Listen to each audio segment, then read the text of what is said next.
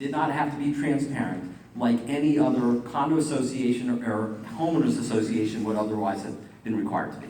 So Chapter 718, Chapter 720, they are the Florida statutes that govern condo associations and HOAs. When the committee was set up to create a new entity, it was supposed to be created under one of those two statutes. That would have required the transparency that is in the statutes. If a request was made for information under the statutes, the entity would have been required to provide the information. They wouldn't have the discretion to choose, should I provide it, should I not? Do I get to question why they want the information? No, you would have had to provide the information. Competitive bids under 718 and 720, they're required. And what are we under? So instead, an entity was created at the last minute that's under 617. That's the General Florida Corporation Statute. It's not a nonprofit. It is not a condo association statute or the HOA statute. So all of the protections that are out there under Florida law for people that live in a condominium association setting or a homeowners association setting are not applied to what we have now. That is why under 617, they are able to say, oh, you want some documents? We get to decide whether or not we're going to give them to you. Oh, you want to know what a contract we're entering into? We get to decide whether or not we will tell you. And so when we first got involved, the first thing we did, we sent out multiple record requests to KPRC, asking them for information, while at the same time offering to meet with them to go over the information. We did not come in prejudging the situation. We came in saying, let's find the information, let's understand what's going on, let's meet with them to have our questions answered, and if we're then comfortable with how things are being handled, we're going to go away. Now, I was mentioning the gentleman up front. There's an old saying, when the facts are on your side, you calmly share the facts. When they're not on your side, you hide them. Well, every one of our records requests were denied. And let me change that a little. We were told they'll give us some of the information if we turn around and become part of KPRC and support KPRC. Otherwise, they're not giving us anything. So we never got any of the documents. That led us not to file a lawsuit for money, not to file a lawsuit to hurt anybody. The lawsuit that has been filed is for one simple purpose, and that is to have the judge appoint a neutral person to get into KPRC and look at the documents on everybody here at behalf. It's not to do anything else. Didn't the state of Florida about 5 years ago change the law so that all condos basically had to go under 718? Well, if you are a condo, what happened is they made arguments about how you're not required to be part of KPRC, how there are people that use Kings Point that are not members of, not owners in Kings Point, in order to get the condo association, the Bureau condominium, to say you're really not a condo. So they changed the facts so that they didn't have to fall under 718. So, and one more second, and then I'll be right with you. So what we've been saying through the court system is, give us the information, and let me take that. Give us a person that will be able to get all the information to evaluate, to make sure everything is being done properly. Now, instead of the responses are, here's all the information, although we didn't give it to you when you asked, we'll now give it to you through the court system. They are still not giving us information. It's interesting, on the flyer that's handed out, the claim is that another company can do the job cheaper, and Marty he admitted that he has no information to support the statement. The reason he doesn't have the information to support it is because they won't give us the contract so that we can review the contracts to find out whether or not it can be done cheaper. And instead, we're seeing time and time evidence of not competitive bids, of dollar amounts being spent going up and up and up. And when we ask questions, why is that the case? We're not given any of the information. So it's a bit of a frustrating part on the lawsuit side, because we continue to have to go in front of the judge and say, well, they still aren't. We don't have the VESTA contract. We have no idea what the contract with VESTA is. We've asked for it. They're required by the court to give it to us. They still haven't. So there's things that we're missing, we continue to miss. They're also taking steps to delay the process and delay. And again, I go back to the old saying, if the facts were on their side, they should have just disclosed the facts to us openly, so that we can see it. They should disclose it now so that everybody can see it, and then this can be put to an end. But for some reason, they're not willing to disclose the facts. I'm going to ask one here, and then I'll go to you next. Yes, my dear attorney. Oh. Okay. Are you saying that? Excuse me. Yeah, first here and then you. I'm sorry. If you had a corporation established for all these years and you have someone change it to a nonprofit, isn't that illegal? Well, there never was a corporation established. You have the developer controlling everything. And then after the developer was paid the amounts the developer was owed, the developer deeded to the 71 associations, the 91, I'm sorry, the recreation area. And there was never correct paperwork put into place 20 years ago, 30 years ago, that said what happens then.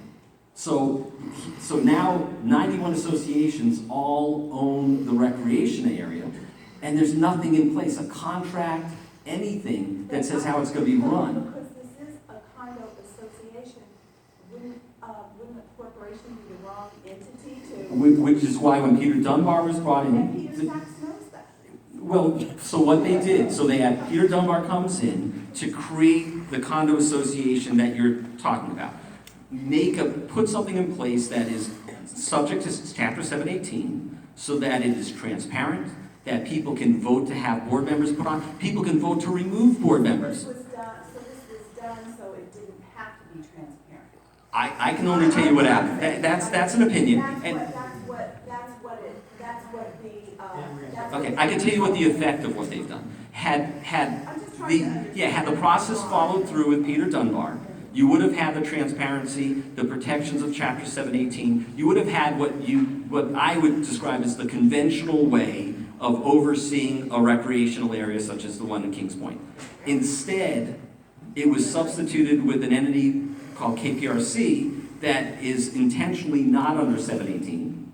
And because of that, it's under 617, and the transparency and the ability to vote the board members, to remove board members that you're not happy with, to seek information when you want to seek it, none of that is in place. Now, why was it done? I leave that to the people's opinion, but I can just tell you the facts of what happened. And the other thing is, I've been a financial advisor for 30 years, so I know what D&O and E&O are.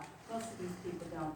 I think that they need a better explanation of what it is, why, it's there to protect the board of directors in case they make errors, and E&O is for attorneys and contractors. Can you just explain it so they have an understanding? I can give you what normally happens. A D&O policy is a directors and officers policy, so that if a lawsuit is brought against a condominium association or an HOA or an entity, and the officers or directors are being blamed for doing things wrong, then the insurance policy kicks in and provides protection both personally to the officers and directors as well as to the entity. An E&O policy is a policy, it's an errors and omissions policy. That's a policy that professionals maintain, so that if a professional makes a mistake, and because of that mistake, you can bring a claim against the professional, and then the E&O policy steps in to provide protection to that professional, which in a way then gives recourse to the person that the mistake was made against. So when this lawsuit was filed, it actually wasn't filed against the directors and officers. So there really shouldn't have been a trigger of the D&O policy. We didn't name the directors and officers in the lawsuit. It's a lawsuit to have a receiver appointed, nothing more. So when I heard that they're claiming that D&O policy is shot up by tens of thousands of dollars, this is not a D&O policy issue. Now, could there be an E&O policy, a claim brought against the people that set up the entity? Perhaps. We didn't make that allegation that anybody did anything wrong, but the claim still was brought for a receiver. It could have turned into an E&O claim. But that's something that KPRC would have to decide. I do agree with what was said earlier, though, that everything is being kept in-house.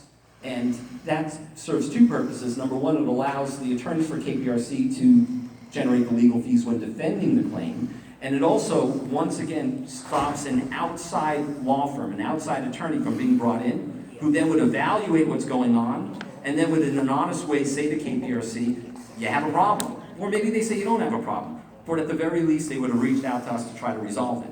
And none of that has happened. There's been no efforts. We've tried early on, we tried meeting with them, we offered to meet with the other side to resolve this without having to fight, and our offers were all denied. And sir, you have a Just question? very briefly, are you saying that KPRC didn't turn over any documents? No, I'm not saying they have to turn over. Here's the timeline. We originally, when we started off, we sent records requests to KPRC for a bunch of documents. They denied every one of those records requests. So at that stage, they turned over nothing. Then as the lawsuit was filed, when we moved from the receiver, there is a discovery process. And through the discovery process, through the courts, you're able to get documents from the other side. So through the discovery process, we asked for those same documents again. KPRC has turned over documents. They turned over a stack of 7,000 pages. No, that's incorrect. It was 17,000. Check No. those facts. It's 7,000. Over Sir, 17,000 documents. Sir, I'm telling you what we received. We received 7,000 pages. Really? I can prove it to you. And they turned over, I put at both sides. And I'm absolutely convinced that a meeting needs to take place in front of I've been here for 17 years, and I'm very happy with Kings Point. I'm happy with the improvements, but a meeting needs to come with KPRC and this group. Well, can I tell you, we've offered to do that time and time again. And Doesn't matter, just go for okay, it. so sir, and you, I'm just saying, and I'm answering your question. I can tell you what we received. And we received 7,000 documents, many of which were duplicates. You know, it's 7,000 pages. It will be an email chain, so instead of giving one email that has the whole chain, we'll have multiple emails. And a lot of the important documents, the documents that we asked for, the agreement with Vesta, for instance, still have not been provided. We've had to file motions with the court. It's called a motion to compel, to force them to give us the documents that the court said they have to give us. We still have not received all the documents, and we're waiting on a court hearing on a motion, and we've succeeded in the other motions to compel, and they still have not given us the documents. 17,000.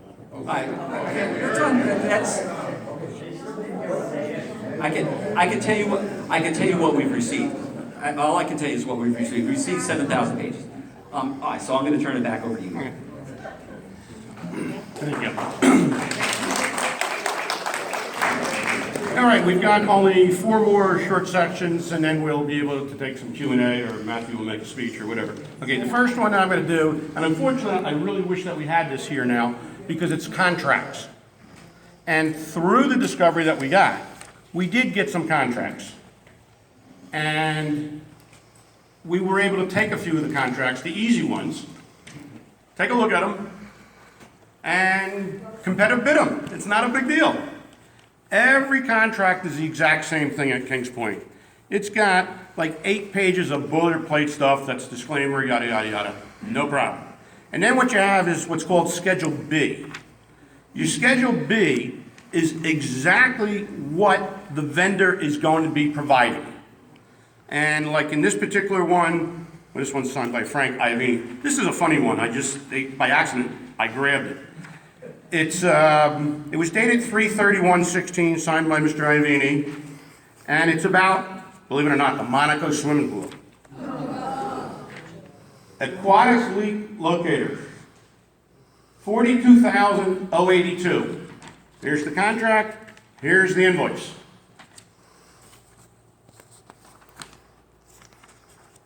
I assume everyone has seen this through one of my blasts, what the Monaco pool looks like right now. It's a mess. Okay. So here we have a contract we gave out for $42,000, and then we're told, what's going to be $400,000 to fix it? And now we're told we don't even know that because we might need a brand new pool. Not my, So this is the 42 grand that's gone. Ironically, on the same batch, there was the Flanders pool. If you remember, the Monaco pool was supposed to be closed for 2 weeks. They were going to scrape it down, put the diamond bright on it, and off we go. And all kinds of problems. That was $42,000. The Flanders pool was scheduled then to close when the Monaco pool had opened. Same sort of thing, obviously a little more extensive work. How old is the Monaco pool? 40. I would say ancient, but I don't know that answer. Probably an original pool. It could be an original. I think all of them are originals, but I don't know. It's 40 years old.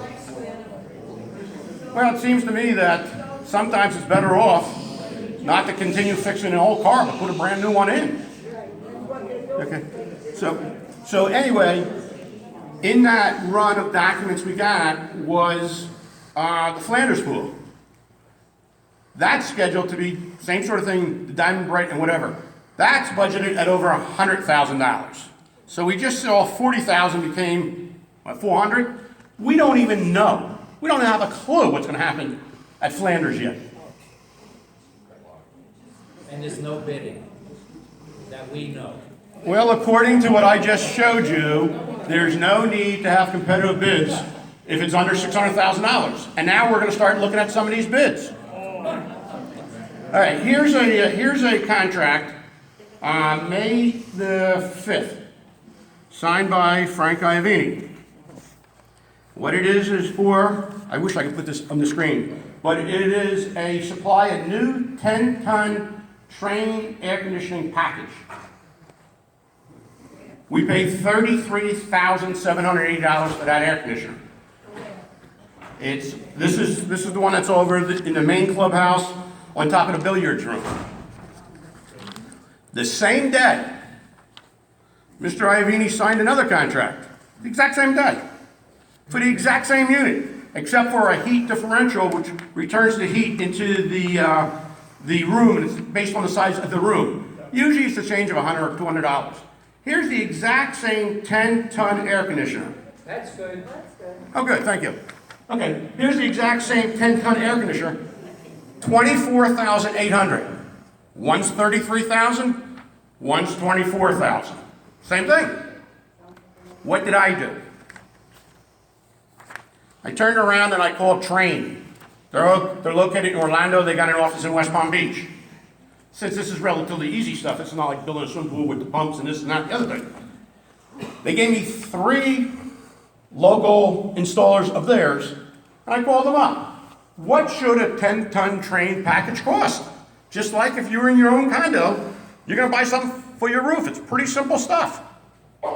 The highest price that I got was $16,000. We pay 33, we pay 23, and I'm getting 16 on the phone without even having a chance to meet the guy and beat him up. Was there a legitimate comparison? Absolutely, apples to apples. In other words, absolutely without a doubt. Actually, I also called Air Around the Clock. They're the biggest in South Florida. But they don't like to screw around with Train. They do Ream. So I asked them, give me a price for the Ream, just for curiosity. Around $16,000. To me, as a businessman, an air conditioner, Ream, Train, whoever, as long as I have the exact same warranty in place, what the hell do I care? 16,000, 16,000, not 32. It's not 23. It's 16. So let me just get through with these. Is that okay? Are these quotes based on putting the Train, Ream, whatever, on the roof? Absolutely, without a doubt. The whole spec sheet was read. Use it a crane, replace it. Yes, 100%. That's right. Yes. Okay. Everyone knows that over the major clubhouse. Remember that big awning that got a little damaged by the wind and we had to knock it down? Okay. That contract came in and I took a look and I said, this can't be real. To rebuild that awning, $96,400. $96,400. So what I did was I went into the spec sheet. Here's a picture of the diagram. I went into the spec sheet, and the aluminum is all being supplied by a company. Here's a picture of it called Elite Aluminum. They're down in Pompano. I called up Elite Aluminum. I asked them for 3 of their installers. Let's see what a real price is. Once again, $96,000. The highest price that I got was $75,000, and that contract, the installer would have been making a 40% gross. And let's just do one more. This is really unbelievable. Night swimming. You got the Monaco pool, you got the Burgundy pool. We put in night swimming lights. A lot of like to go swimming at nighttime. These, I'm going to read you a spec just so you get it real quick. It says, running wire to 2 locations in order to feed the new pole lighting and connect to a time clock. Using special equipment to auger a 7-foot depth required for the wind loading. Furnish, wire, and install 2 32-foot white fiberglass poles. Furnish, wire, and install 2 silver bullhorn pole adapters. Furnish and install 4 new 233-watt LED lights. Okay? Just to let you know, I took this one step further. I actually contacted 2 manufacturers of poles to find out what the pole alone would cost. The poles are about $3,200 each. Okay? With installation, with everything. I came in at 16 to 18 to 19,000 with the guys I talked to. Each pool, this one is the Burgundy pool, we paid $40,320 each pool. Now what was really interesting also is when I called Elite Aluminum, which is right here in Pompano, and they're a big firm, all the names they gave me were not the names that we're given these contracts to.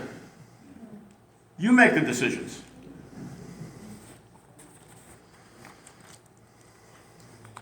Okay, that's contracts. They're relatively easy. Listen, there's a lot of hard contracts that I don't have the ability to do. You know, building indoor swimming pools and all that, you know, with electric and plumbing and all that. But this stuff was really, really easy to competitive bid. I'm gonna interject something. Fire. My president just said, who sits on the board, says that the state came in and made them put a sprinkler system in. That's the difference in the price. Well, I would argue, standing here, it's not part of the contract. This was competitively bid, specifically bid using the specs given to Trip Scott in Discovery. And the only way that I know how to do anything is to compare apples and apples. If this is the spec sheet, what's the price? If something else happened, it's not on these contracts. Okay, now, Can we hear that question that you asked, so we know what the answer means? the question was basically, her president told her that the state had stepped in, and, correct me if I'm wrong, Fred, and that the state had forced us to do some irrigation? The county forced them to put sprinkler systems in the, I'm not talking about the awning. I'm talking about the 2 lights. No, what you were The talking. $96,000? no, before that, you were talking about the. The awnings, yes. Had to have sprinkler systems. But on this contract for $96,000, it doesn't say anything about sprinklers. Maybe it was included, I don't know. Well, all I do is go by the contracts. But I know that there's sprinkler systems in it. Now, I know that. again, all I can do is get the contract, look at the spec sheet, because that's the way these things are all bid.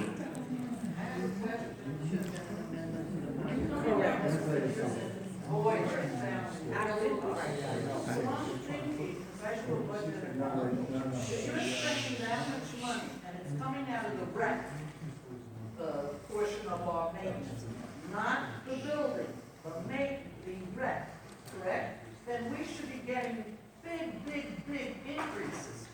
For several years, on the rec part of our maintenance has gone down. Where is that money coming from? Well, I beg to differ because I've never seen it going down yet, but that's fine. Let me just keep going because I want to keep going. We'll discuss it later. Okay. Now, remember that we had hired, this is a couple of invoices just to show you what's going on. These are invoices from O'Donnell Agency. O'Donnell Agency is the PR firm that was hired that we were told, we don't know what it's going to cost you, and we're not even sure what they're doing. But KPRC, meaning all of us, are paying for it. So here's an invoice. First 50% of the pointer redesign and layout of the next issue. First 50% of the redesign of the Kings Point News and Reviews. Does anyone realize that Kings Point News and Reviews and the pointer is owned by Vesta? It's not owned by us. So why are we paying their bill? Why are we paying this bill? Let me get through with this. Why are we paying this bill? This was dated November the 1st. Here's one March the 1st. Same thing. Kings Point News and Review. The pointer Again, we're paying a bill that doesn't belong to us. Here's another one dated April 1. You know, news and reviews. We're paying for it again. But you're not answering the question. Would you somebody get rid of